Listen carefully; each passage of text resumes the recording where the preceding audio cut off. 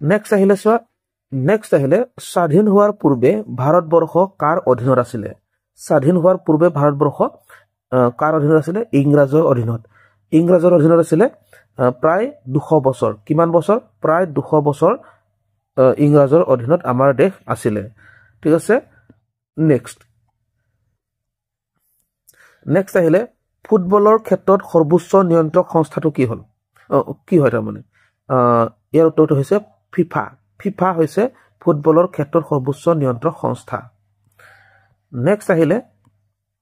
অসমক এখন নদীমাতৃক দেশ বুলি কোৱা হয় কিয় কোৱা হয় অসমক এখন নদীমাতৃক দেশ বুলি কিয় কোৱা হয় কাৰণ ইয়াত নদী বেছি আছে নদীমাতৃক দেশ ঠিক আছে নদী বেছি থকাৰ কাৰণে অসমক নদীমাতৃক দেশ বুলি কোৱা হয় সো নেক্সট আহিলে উত্তোলিত জাতীয় পতাকা এখনৰ ওপৰৰ ৰংটো কি হয় আমি যেতিয়া পতাকা উত্তোলন কৰোতে ওপৰৰ ৰংটো কি থাকে ঠিক আছে তোমালোক সকলোৱে জানিবই লাগে এয়া হৈছে গেৰুৱা ৰং তিনি বৰণীয়া জাতীয় পতাকা নীল আকাশত নাচে ওপৰে গেৰুৱা মাজত শুকুলা তলত শ্যামল আছে এই কবিতাটো মনত ৰাখিলে তোমালোকৰ খেলিমেলি নহয় ঠিক আছে গেৰুৱা ৰং মানে জাস্ট খুমথিৰা ৰঙৰ নিচিনা যে খুমথিৰা ৰঙৰ নিচিনা হেতুকে গেৰুৱা ৰং বুলি কয় সো নেক্সট এটা আহিলে কি কৈছে যে অসমখন ইংৰাজৰ অধীনত যোৱাৰ আগতে প্ৰধানত কাৰ শাসনত আছিল অসমখন যেতিয়া ইংৰাজৰ অধীনত যোৱা নাছিল তেতিয়া কোনে ৰাজত্ব কৰি আছিল এটো সুধিছে উত্তৰটো হৈছে আহোমসকলে ৰাজত্ব কৰি আছিল আহোমসকলে অসমত কিমান বছৰ ৰাজত্ব কৰিছিল গম পোৱা নে আহোমসকলে অসমখন 600 বছৰ ৰাজত্ব কৰি আছিল 600 বছৰ ৰাজত্ব কৰি আছিল ঠিক আছে আহোমৰ প্ৰতিষ্ঠাপক ৰজা কোন আছিল গম পোৱা চুকাফা ওকে চুকাফা আছিল আহোমৰ প্ৰতিষ্ঠাপক ৰজা চুকাফা ওকে সো নেক্সট আহিলে লোকসভা আৰু ৰাজ্যসভাৰ সদস্যসকলক কি বুলি কোৱা হয় লোকসভা আৰু ৰাজ্যসকলৰ সদস্যসকলক কি বুলি কোৱা হয় সাংসদ বুলি কয় সাংসদ ঠিক আছে লোকসভা আৰু ৰাজ্যসভাৰ সদস্যসকলক সাংসদ বুলি কোৱা হয় আৰু বিধায়ক হৈছে আমাৰ বিধানসভাৰ সদস্যসকল আমাৰ অসমৰ যিসকল মন্ত্ৰী পৰিষদ আছে তেওঁলোকক বিধায়ক বুলি কোৱা অৰ্থাৎ বিধায়কৰ পৰাই মন্ত্ৰী হয় যেনে শিক্ষা মন্ত্ৰী বা স্বাস্থ্য মন্ত্ৰী বা প্ৰধানমন্ত্ৰী প্ৰধানমন্ত্ৰী নহয় মানে মুখ্যমন্ত্ৰী আমাৰ অসমৰ কথা কৈ আছো গতিকে এই ৰাজ্যৰ যিবিলাক মন্ত্ৰী থাকে তেওঁলোক বিধায়ক হয় বিধায়কৰ পৰাহে কি হয়গে মন্ত্ৰী হয়গে মুখ্যমন্ত্ৰী হয় বা যিকোনো ধৰণৰ মন্ত্ৰী খাদ্য মন্ত্ৰী স্বাস্থ্য মন্ত্ৰী ইত্যাদি হয়গে কিন্তু সাংসদৰ পৰা যিসকল যায় তেওঁলোক কি হয়গে তেওঁলোকো মন্ত্ৰী হয় যেনিবা তেওঁলোক চেন্ট্ৰেলত হয় গতিকে প্ৰধানমন্ত্ৰী তেনেকুৱা ঠিক আছে অকমান আভাস দিনটো তোমালোকক নেক্সট আহিলে চোৱা অসমৰ আটাইতকৈ পুৰণি তেল শোধনাগাৰটো ক'ত অৱস্থিত অসমৰ আটাইতকৈ পুৰণি তেল শোধনাগাৰটো ডিগবৈত অৱস্থিত ডিগবৈ ঠিক আছে তিনচুকীয়া ক'ত আছে ডিগবৈ তিনচুকীয়াত আছে নেক্সট আহিলো তলৰ কোনবিধ ঔষধি উদ্ভিদ নহয় বুলি কৈছে নোহোৱাটো হৈছে নৰসিংহটোতো হয়েই ভুকুৰা আৰু তিতাচপা আমলখি ইয়াতে নহয় এইটো তিতাচপাটো নহয় ঠিক আছে নেক্সট আহিলে কোনটো প্ৰাণীৰ জীৱনৰ এটা স্তৰক লালুকি বোলে কোনটো প্ৰাণীৰ জীৱনৰ এটা স্তৰক লালুকি ভেকুলীৰ সৰু পোৱালি অৱস্থাটো ভেকুলী যেতিয়া পোৱালি হৈ থাকে এই পোৱালি ভেকুলীবিলাকক কি বুলি কোৱা হয় লালুকি বুলি কোৱা হয় গতিকে এইটোকে প্ৰস্তুত কৰিছিলে উত্তৰটো সেইটোৱে সো নেক্সট আহিলে চোৱা নেক্সট কৈছে কি কোনবিধ প্ৰাণীয়ে জাক পাতি থাকে আৰু সিহঁতৰ এজনী ৰাণী থাকে জাক পাতি থাকে আৰু ৰাণী থাকে এয়া হৈছে মৌমাখি জাক পাতি থাকে আৰু হেতৰ এজনী ৰাণীও থাকে ওকে তাৰপিছত আৰু এটা কথা আহিলে কি কৈছে চুম্বকে গজাল এটা আকৰ্ষণ কৰে কিন্তু কিতাপ এখন নকৰে কিয় ঠিক আছে চুম্বকে গজাল আকৰ্ষণ কৰে কিতাপ কিয় নকৰে কাৰণ চুম্বকে লোহাৰ বস্তুবোৰহে আকৰ্ষণ কৰে ঠিক আছে সেইকাৰণে কৈছে যে কিতাপখন গজালতকৈ গধুৰ হেতুৰ কথা নহয় গজালটো লুৰে নিৰ্মিত হয় গজালটো লুৰে নিৰ্মিত কাৰণে চুম্বকে আকৰ্ষণ কৰে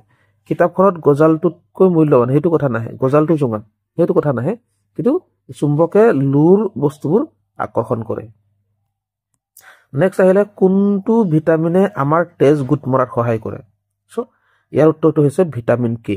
ঠিক আছে ভিটামিন কে আমাৰ শৰীৰত যদি কিবা কাৰণে তেজ ওলাই সেই তেজ গোট মৰাত সহায় কৰে সেইকাৰণে আমাৰ যদি কেতিয়াবা কটা চিঙা হৈ যায় না কটা চিঙা হলেও তেজ গোট মাৰি যায় ফটককে কিয় আমাৰ শৰীৰত ভিটামিন কে থাকে এতিয়া কথাটো হ'ল কি আমি ভিটামিন কে ক'ৰ পৰা পাওঁ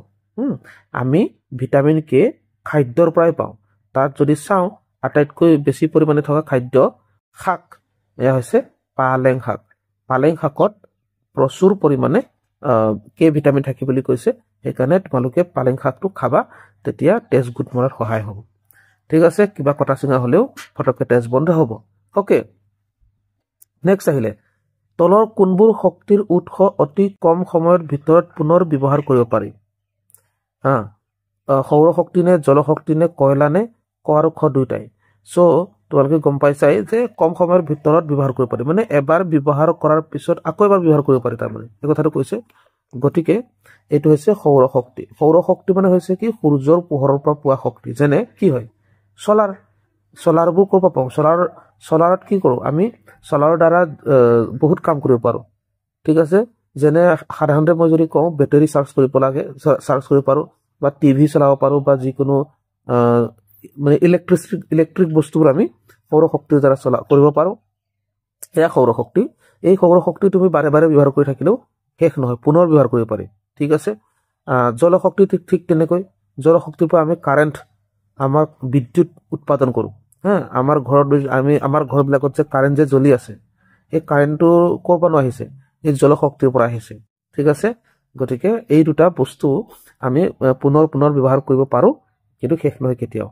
গতিকে উত্তৰটো এইটোৱে হৈ গ'ল ওকে নেক্সট আহিলে কৈছে যে অসমৰ লগত পশ্চিম